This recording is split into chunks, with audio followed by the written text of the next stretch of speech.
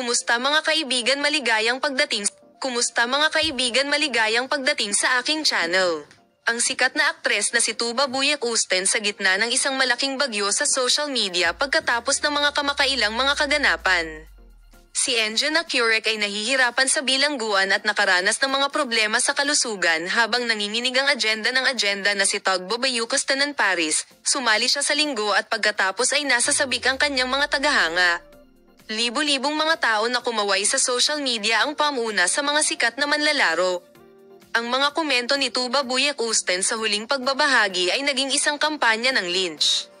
Hindi ka namin patatawarin. Ang Tuba Büyüküstün Paris sa mga nagdaang araw, na sumasalamin sa linggo ng mga imahe ng social media ay napukaw ng malaking epekto.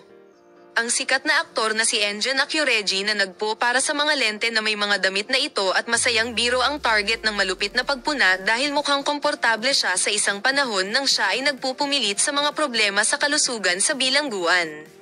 Sa partikular, libo-libong mga gumagamit sa Twitter at Instagram ang itinuturing na pag-uugali ni Tuba Büyüküstün bilang insensitivity at pagiging hindi tapat. Salamat sa panonood ng aking video.